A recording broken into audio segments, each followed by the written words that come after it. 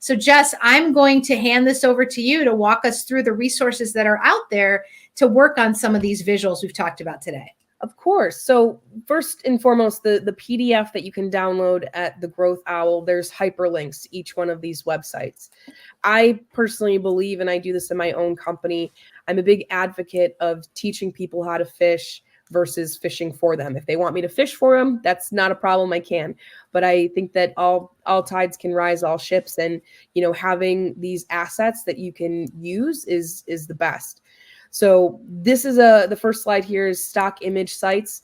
The first 3 are free. You can go there and download images and use them for free. It's much better than going to the internet, your favorite internet browser, and typing in puppy with a duck and just stealing an image. I don't know why I thought of that first, but you could get sued for those things. I tell clients all the time, just because it's on the internet does not mean that it's free use. So it's better to have either purchased a stock image from, Adobe Stock, Shutterstock, iStock, Getty Images. There's tons of websites out there, but there's also free ones too that you can utilize to have crisp, clean, high resolution images. There's nothing worse than presenting materials when they're fuzzy, they're grainy, they're skewed, they're out of perspective, where the horse looks a little bit taller than it should because you didn't proportionally resize it.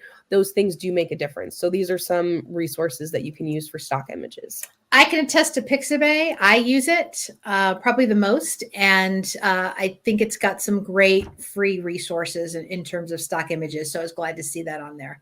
Yeah. Then the next one, as I am a graphic designer, but often you need to do things in-house, and there's nothing wrong with that. There's a lot of everything from professional sites, Adobe Creative Cloud, that's what professionals use. I use that, all the way to something that maybe someone who wasn't trained as a graphic designer but picks up on computer software easily, like Canva or Sketch. Software that you might pay, maybe $15 to $30 a month that you can utilize in-house to create graphics. Again, keep it simple. Don't overdo it is always best. And then at the bottom of the list are a few sites that you can use for photo retouching. If you did have a photo that you want to do some things to, there are websites out there that you can utilize to get that done.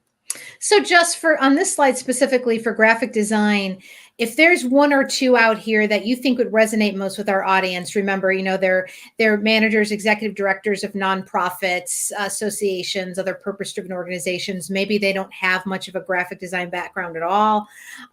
That'd be me. Where would be a good one to start from this slide? The first one, honestly, would be Canva. It has a lot of templates that you can utilize, and which is very user-friendly. You can go in, pick a template, type your information, and then save it out. I think definitely starting with that would be my first recommendation. Wonderful. And then the last one, we could do a LinkedIn Live, Lori, just about AI in general. Yeah.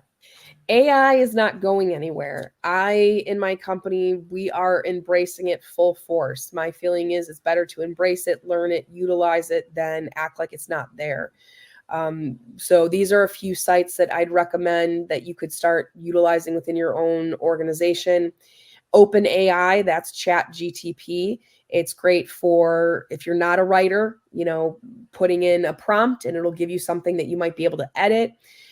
Hemingway Editor and Grammarly are great for people who aren't grammar experts, which is me. I went to art school. Let's be real. I'm terrible at grammar. I have Grammarly on my computer, even on my text messages.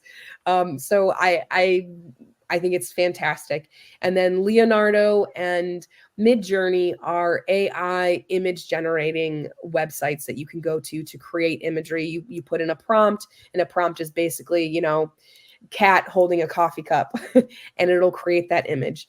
AI is still on that curve of learning. A lot of these softwares, you might put something in and it might not give you exactly what you want, especially for ChatGTP. Always fact checked. Mm-hmm. I think the last update that it had was 2022. So more recent stuff it's not going to have.